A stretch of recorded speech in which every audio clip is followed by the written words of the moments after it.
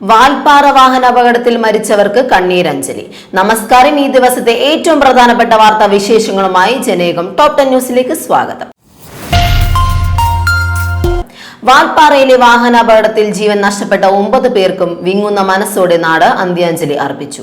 അമ്പലപ്പറമ്പ് government higher secondary സ്കൂളിൽ നടന്ന പൊതുദർശനത്തിന് ശേഷം വിവിധ സ്ഥലങ്ങളിലായി 7 പേരുടെ ഖബറടക്കം പൂർത്തിയായി. മജീദ് മാസ്റ്റർ, ബാര, റൂഖിയ എന്നിവരുടെ സംസ്കാര ചടങ്ങുകൾ പാങ് മട്ടാത്ത് ജുമാ മസ്ജിദിലും അധ്യാപകരായ റംല, ഷക്കീല, പാചക തൊഴിലാളി സാജിദ എന്നിവരുടേത് പാങ് വലിയ ജുമാഅത്ത് പള്ളിയിലുമാണ് നടന്നത്. സുഹറയുടെയും മകൻ ഹിഷാമിന്റെയും ഖബറടക്കം ഈസ്റ്റ് പാങ് ജുമാ മസ്ജിദിൽ നടന്നു. പ്രധാന അധ്യാപിക അജിതയുടെ സംസ്കാരം ഷൊർണൂർ ശാന്തി തീരത്തും അധ്യാപിക ആശയുടേത് കൊളത്തൂരിലെ തറവാട് വീട്ടിലുമാണ്. വയനാട് ടൗൺഷിപ്പിലെ വീടുകളുടെ പേരിൽ നടത്തിയ നുണപ്രചാരണങ്ങൾ പൊളിച്ച് മന്ത്രി കെ രാജൻ.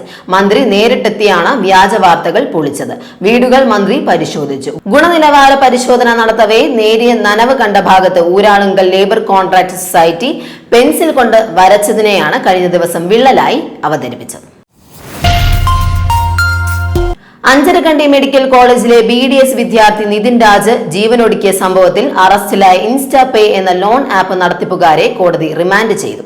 ഉത്തർപ്രദേശ് സ്വദേശികളായ ഋഷികേശ് തിവാരി, പ്രശാന്ത് ഖേവൽ, ഹരിയാന സ്വദേശി പ്രകാശ് ജയ് എന്നിവരെയാണ് Kannur judicial first class magistrate കോടതി റിമാൻഡ് ചെയ്തത്. നോയിഡയിൽ നിന്നാണ് Kannur city cyber crime police ഇവരെ പിടികൂടിയത്. ഹോർമുസ് കടലിടുക്ക് വീണ്ടും അടച്ച് ഇറാൻ. സമുദ്ര ഉപരോധം പിൻവലിക്കുമെന്ന വാഗ്ദാനം പാലിക്കുന്നതിൽ അമേരിക്ക പരാജയപ്പെട്ടുവെന്ന് ആരോപിച്ചതാണ് ഇസ്ലാമിക് റവല്യൂഷണറി ഗാർഡ് കോർപ്സിന്റെ ഈ നടപടി. കടലിടുക്കിന്റെ നിയന്ത്രണം പൂർണ്ണമായും സായുധ സേന വീണ്ടും ഏറ്റെടുത്തതായും ഇറാൻ ഔദ്യോഗിക മാധ്യമങ്ങൾ റിപ്പോർട്ട് ചെയ്തു. കേരളത്തിൽ ഞായറാഴ്ച വരെ താപനില ഉയർന്ന നിലയിൽ തുടരുമെന്ന് കേന്ദ്ര കാലാവസ്ഥാ വകുപ്പ് മുന്നറിയിപ്പ് നൽകി. കടുത്ത ചൂടിനെ തുടർന്ന് ഇടുക്കി, വയനാട് ഒഴികെയുള്ള 12 ജില്ലകളിൽ യെല്ലോ അലർട്ട് പ്രഖ്യാപിച്ചിട്ടുണ്ട്. സാധാരണയേക്കാൾ 2 മുതൽ 3 ഡിഗ്രി സെൽഷ്യസ് വരെ ചൂട് കൂടാൻ സാധ്യതയുള്ളതിനാലാണ് ഈ ജാഗ്രതാ നിർദ്ദേശം. കർണാടകയിലെ ഹാസനിൽ കൃഷിയിടത്ത് ക്രൂരമായ അടിമവേലയ്ക്ക് ഇരയായ 2 മലയാളികൾ ഉൾപ്പെടെ 18 തൊഴിലാളികളെ പോലീസ് രക്ഷപ്പെടുത്തി. കാപ്പിത്തോട്ടത്തിൽ ജോലി വാഗ്ദാനം ചെയ്ത് എത്തിച്ച തൊഴിലാളികളെ മതിയായ കൂലിയോ ഭക്ഷണമോ നൽകാതെ ഷെഡിൽ പൂട്ടിയിട്ട നിലയിലായിരുന്നു. കാസർഗോഡ് പുത്തികെ സ്വദേശി ഉദയൻ, കൊല്ലം സ്വദേശി അനിൽകുമാർ എന്നിവരാണ് രക്ഷപ്പെട്ട മലയാളികൾ. ഇവരെ പോലീസ് നടപടികൾക്ക് ശേഷം ബന്ധുക്കൾക്ക് കൈമാറി. പത്തനംതിട്ടയിൽ ഓട്ടോയും ലോറിയും കൂട്ടിയിടിച്ച് 2 പേർക്ക് ദാരുണാന്ത്യം. വടശ്ശേരിക്കര സ്വദേശികളായ ഫിലിപ്പ്, ജിൻസി ജോർജ് എന്നിവരാണ് മരിച്ചത്. ഇന്ന് ഉച്ചയോടെ കുമ്പഴ ജംഗ്ഷന് സമീപമായിരുന്നു അപകടം നടന്നത്. ഓട്ടോറിക്ഷ നിയന്ത്രണം തെറ്റി എതിർദിശയിൽ നിന്ന് വന്ന ലോറിയിലേക്ക് ഇടിച്ചു കയറുകയായിരുന്നു. പോർക്ക് മന്തിയുമായി റംസാൻ ആശംസ പോസ്റ്റർ പ്രചരിപ്പിച്ച കേസിൽ സ്വമേധയാ കേസെടുത്ത് ചേർത്തല പോലീസ്. ചേർത്തല സ്വദേശി രതീഷ് പണിക്കർക്കെതിരെയാണ് കേസ്. കലാപം ഉണ്ടാക്കുക എന്ന ഉദ്ദേശത്തോടെ മനഃപൂർവ്വമോ ദുരുദ്ദേശപരമോ ആയ പ്രകോപനത്തിനാണ് ചേർത്തല പോലീസ് കേസെടുത്തത്.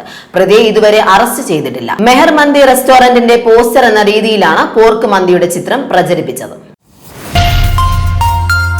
തെക്കൻ ലബനനിലെ മെയ്ഫദൂൻ ഗ്രാമത്തിന് സമീപം രക്ഷാപ്രവർത്തനത്തിനെത്തിയ ആംബുലൻസുകൾക്ക് നേരെ ഇസ്രായേൽ നടത്തിയ ആക്രമണങ്ങളിൽ 4 ആരോഗ്യ പ്രവർത്തകർ കൊല്ലപ്പെട്ടു. 6 പേർക്ക് പരിക്കേൽക്കുകയും ചെയ്തു. 10 ദിവസത്തെ താൽക്കാലിക വെടിനിർത്തൽ നിലവിൽ വന്ന തൊട്ടാണ് 3 തുടർച്ചയായ ആക്രമണം ഉണ്ടായത്. ഇന്ത്യ ഉൾപ്പെടെയുള്ള രാജ്യങ്ങൾക്ക് റഷ്യയിൽ നിന്ന് എണ്ണ വാങ്ങുന്നതിന് ഉപരോധം ഉണ്ടാക്കാത്ത വിധം 30 ദിവസത്തെ പൊതു ലൈസൻസ് നൽകുമെന്ന് പ്രഖ്യാപിച്ച് US. ഈ മാസം 11-ന് അവസാനിച്ച 30 ദിവസത്തെ ഇളവിന് പകരമാണ് പുതിയ ലൈസൻസ്. 2 ദിവസങ്ങൾക്ക് മുമ്പ് US treasury secretary Scott Bessent പറഞ്ഞതിന് വിപരീതമായാണ് പുതിയ പ്രഖ്യാപനം. ജനയുഗം ടോപ് 10 ന്യൂസിലൂടെ വീണ്ടും കാണാം. കൂടുതൽ വാർത്തകൾക്കും വിശേഷങ്ങൾക്കുമായി ജനയുഗം വെബ്സൈറ്റ്, YouTube ചാനലുകൾ സന്ദർശിക്കുക.